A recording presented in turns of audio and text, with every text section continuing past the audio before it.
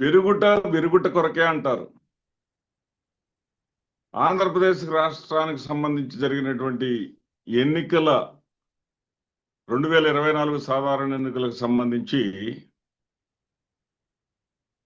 KK survey popular అయింది. ఆ కేకే గారికి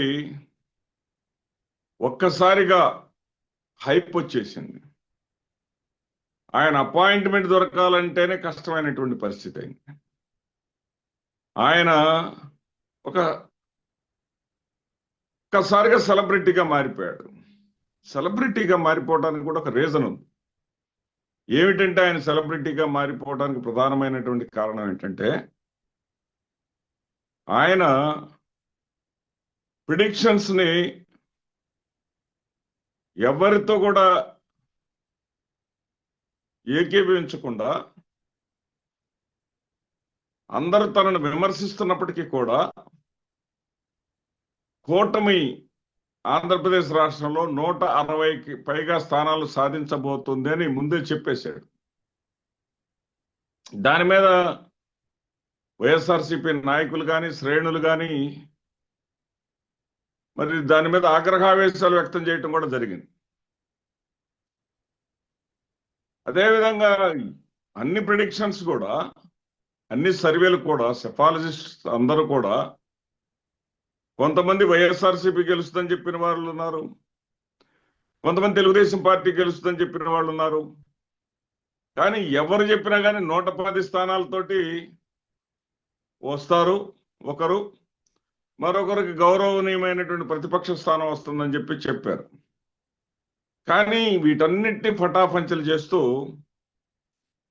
మరి ఏదైతే కేకే చెప్పారో 160 పైగా కూటమికి వస్తాయి, ఒక్కొక్క జిల్లాల్లో ఒక్క స్థానం మాత్రమే వైసీపీకి వచ్చే అవకాశం ఉంది, కొన్ని జిల్లాల్లో ఖాతా కూడా వైసీపీ తెరవదు అని కూడా ముందే చెప్పాడు ఆయన.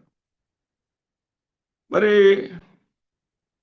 యాదృచ్ఛికమో నిజంగా సెఫాలజిస్ట్గా సక్సెస్ అవటమో మనకు తెలియదు, కానీ అతను మొత్తానికి సక్సెస్ అయ్యాడు. అనుకున్నట్టుగా కూటమికి 164 సీట్లు వచ్చినాయి. వైసీపీ 11 స్థానాలతో కుదేలైపోయింది. 15 మించి రావని కూడా అతను చెప్పాడు. అయితే ఇక్కడ కొన్ని ఆసక్తికరమైన అంశాలు కూడా కొన్ని ఉన్నాయి. వైఎస్ఆర్సీపీ ఖచ్చితంగా గెలుస్తుందని ఆయన చెప్పిన స్థానాలు కూడా వైఎస్ఆర్సీపీ గెలవాల. తెలుగుదేశం పార్టీ ఖచ్చితంగా గెలుస్తుందని అతను చెప్పిన స్థానాలు కూడా తెలుగుదేశం పార్టీ గెలవాల. అట్లా కొన్ని లోపాలు ఉన్నప్పటికీ కూడా మొత్తం మీద నెంబర్ టాలీ అయింది. ఆయనకి బ్రహ్మాండం వంటి క్రేజ్ వచ్చింది. ఓకే, సంతోషం. ఏదో సామెత ఉంటుంది మనకి, పెరుగుట విరుగుట కొరకే, లేదా ఇళ్ళలకగానే పండగ కాదు, లేదా ఉన్నదాంతో తృప్తి పడండి అని. మరి ఆయన తెలుగు రాష్ట్రాలకు పరిమితమైతే ఎట్లా ఉండేదో ఆయన దానిని విస్తరింపజేయాలని చెప్పేసి హర్యానా మీద బ్రహ్మాండం వంటి ఎక్సర్సైజ్ చేసి అద్భుతమైనటువంటి ఎక్సర్సైజ్ చేయటమే కాకుండా కొంతమంది మామూలుగా పేపర్ పరంగా లేదా మీడియా పరంగా వాళ్ళు రిలీజ్ చేశారు తప్ప ఈయన ఒక పెద్ద సమావేశాన్ని పెట్టి మరి 90 స్థానాలు ఉన్నటువంటి హర్యానాలో అక్కడ కాంగ్రెస్ పార్టీ కనీసం 70 స్థానాలతో, 70 నుంచి 75 వరకు కూడా వెళ్ళవచ్చు, 70 స్థానాలతో అధికారంలోకి రాబోతుందని అనేక కారణాలు కూడా విశదీకరిస్తూ చెప్పాడు. భారతీయ జనతా పార్టీని ఏవగించుకుంటున్నారు. ఇప్పటికే 2 సార్లు అధికారంలో ఉంది హర్యానాలో. ఇక భారతీయ జనతా పార్టీని నమ్మే స్థితిలో అక్కడ ప్రజలు లేరు అనేది చాలా ఘంటాపదంగా ఆయన చెప్పారు. కానీ జరగలేదు. అందుకు విరుద్ధంగా తీర్పు వచ్చింది. కాంగ్రెస్ పార్టీ కూడా తొందరపడి ఒక కోయిల ముందే కూసింది అన్నట్టుగా ఈ సర్వేలన్నీ కూడా కాంగ్రెస్ పార్టీ విజయం తథ్యమని రావడంతో ఉదయాన్నే స్వీట్స్ పంచుకోవటం, పార్టీ ఆఫీసులకు వచ్చేసి జెండాలతోటి తరలి రావటం, డ్రమ్స్ వాటితోటి జరిగింది. కానీ తీరా చూస్తే భారతీయ జనతా పార్టీ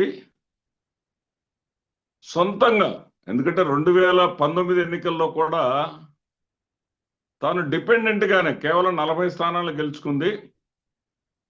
మరి ప్రభుత్వాన్ని ఏర్పాటు చేయడానికి ఇతర పార్టీల మీద ఆధారపడాల్సినటువంటి పరిస్థితి నుంచి కూడా అధిగమించి సొంతంగా తనకు తానుగా మరి 48 స్థానాలను గెలుచుకొని అధికారంలోకి వచ్చింది. ఏదైతే కేకే చెప్పారో ఘంటాపదంగా గెలుస్తుంది హర్యానాలో కాంగ్రెస్ పార్టీ అన్న కాంగ్రెస్ పార్టీ 37 స్థానాలకి, ఆ 37 కూడా ఉంటాయో ఉండవు, 36, 35 కూడా డౌన్ అవుతా ఉంది. ఇంకా కొంత కౌంటింగ్ జరుగుతూ ఉంది. సరే, ఇంత కుదేలవటానికి కారణాలేంటి అంటే, సెఫాలజిస్టులు అనేవాళ్ళు అందరూ మోసపోయారు. అక్కడ ఒక కేకేనే కాదు, అందరూ మోసపోయారు. కానీ అందరికన్నా దారుణంగా బొక్కబోర్ల పడ్డ అతను కేకే. అందరూ కూడా ఇంత వ్యత్యాసం చెప్పలా. కానీ ఈయన కనీసం బీజేపీకి 11 స్థానాలు మించి రావు అని చెప్పేశాడు. అలాంటి 11 స్థానాలు మించి రావన్న బీజేపీ ఏమో ప్రభుత్వానికి సరిపోని స్థానాలు వచ్చినాయి. 70 స్థానాలు మాత్రమే వస్తాయన్నటువంటి 70 స్థానాలు వస్తాయన్నటువంటి కాంగ్రెస్ పార్టీ ఏమో 36 స్థానాలతో సరిపెట్టుకోవాల్సి వచ్చింది. కాబట్టి పెరగటం ఎవరికైనా జీవితంలో సంభవించేటటువంటి బ్రహ్మాండమైన అవకాశమే. ఆ అవకాశాన్ని నిలబెట్టుకోవటం చాలా గొప్పది. ఎందుకంటే ఇక్కడ పీకే ఎంత వెలిగాడో చూసాం. అతను చెప్పిన సర్వేలు కూడా తలకిందులైనటువంటి సందర్భాలు చూసాం. ఆరామ్ అస్థాన్ గారు ఎంత వెలిగారో చూసాం. ఆయన చెప్పినవి కూడా తలకిందులైనవి చూసాం. అదేవిధంగా ఈ రోజున కేకే బొక్కబార్ల పడ్డారంటలో ఏ విధమైన సందేహం లేదు.